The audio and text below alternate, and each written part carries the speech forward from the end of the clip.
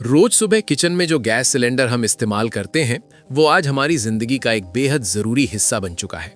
सुबह की चाय से लेकर रात के खाने तक लगभग हर घर की रसोई इसी लाल सिलेंडर पर चलती है। लेकिन क्या आपने कभी एक पल के लिए भी सोचा है कि आखिर इस सिलेंडर के अंदर भरी गैस बनती कैसे है और इतना लंबा सफर तय करके ये हमारे घर तक पहुंचती कैसे है? ज्यादातर लोग बस सिलेंडर मंगाते हैं, गैस चूल्हे से जोड़ते हैं और खाना बनाना शुरू कर देते हैं। लेकिन इसके पीछे एक बहुत लंबी और दिलचस्प प्रक्रिया छिपी होती है। तो चलिए आज इसी लाल सिलेंडर के पीछे की पूरी कहानी को शुरू से समझते हैं। सबसे पहले ये जान लेते हैं कि आखिर एलपीजी होती क्या है। एलपीजी का पूरा नाम है लिक्विफाइड पेट्रोलियम गैस। नाम थोड़ा बड़ा जरूर है, लेकिन इसकी कहानी समझना इतना मुश्किल नहीं है। दरअसल एलपीजी एक अकेली गैस नहीं होती, बल्कि ये दो गैसों का मिश्रण होती है, प्रोपेन और ब्यूटेन। सामान्य तापमान पर ये दोनों गैसें गैस के रूप में ही मौजूद रहती हैं, लेकिन जब इन्हें बहुत ज़्यादा दबाव यानी हाई प्रेशर में रखा जाता है तो ये गैसें लिक्विड यानी तरल रूप में बदल जाती हैं। इसी वजह से हमारे घरों में जो सिलेंडर आता है उसके अंदर गैस तरल रूप में भरी होती है, और जैसे ही हम रेगुलेटर खोलते हैं ये तरल गैस दोबारा गैस में बदलकर पाइप के जरिए चूल्हे तक पहुंचती है और जलने लगती है। अब सवाल उठता है कि आखिर ये गैस बनती कैसे है।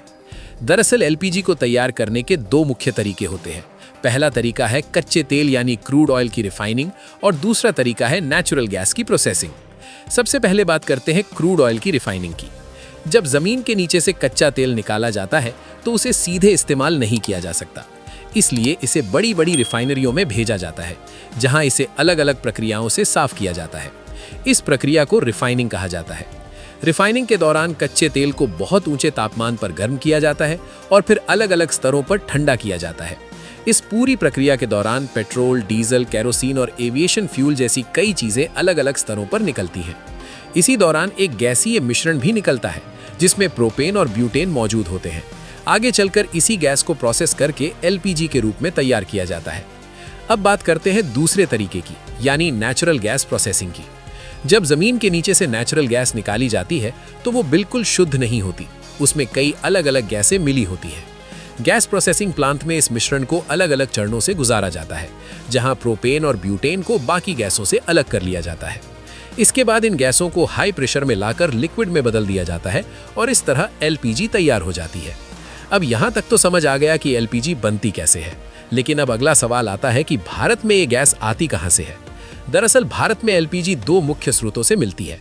पहला है घरेलू उत्पादन और दूसरा है विदेशों से आयात। घरेलू उत्पादन की बात करें तो भारत में कई जगहों पर रिफाइनरियां और गैस प्रोसेसिंग प्लांट मौजूद हैं। गुजरात का जामनगर, मुंबई हाई और असम जैसे क्षेत्र इसके प्रमुख उदाहरण हैं। इन जगहों पर एलपीजी का उत्पादन होता है, जिससे देश की जरूरत का एक बड़ा हिस्सा पूरा किया जाता है।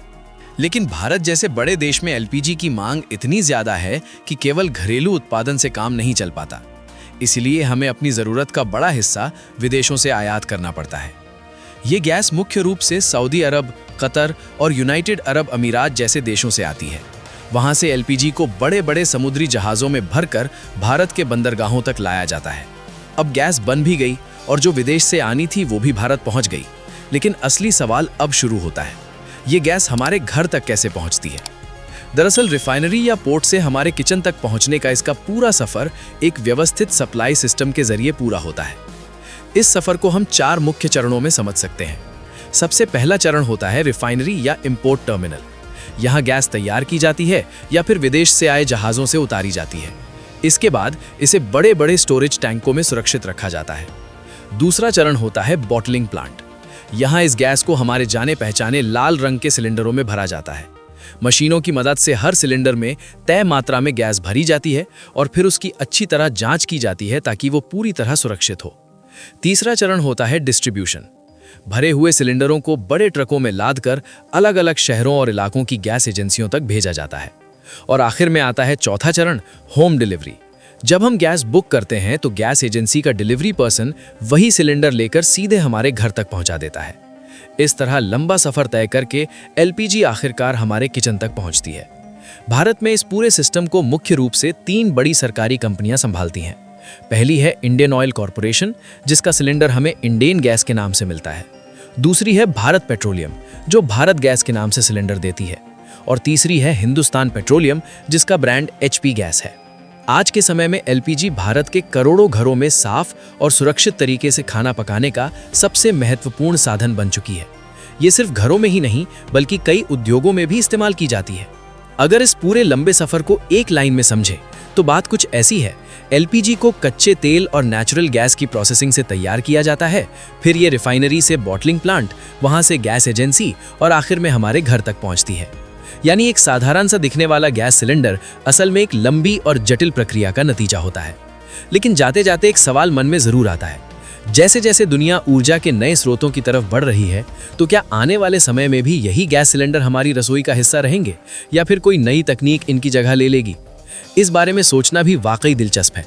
आप कमेंट करके जरूर बताइएगा आप इस वीडियो को अभी किस शहर या गांव से देख रहे हैं, और इस वीडियो को लाइक जरूर कर दीजिए। ऐसे ही इन्फॉर्मेटिव वीडियो को देखते रहने के लिए हमारे चैनल को सब्सक्राइब करके बेल आइकन प्रेस कर ऑल का ऑप्शन जरूर सिलेक्ट करें। अब 2 वीडियो आपको देख रही हैं, बहुत अच्छी है, क्लिक करके जरूर देखें।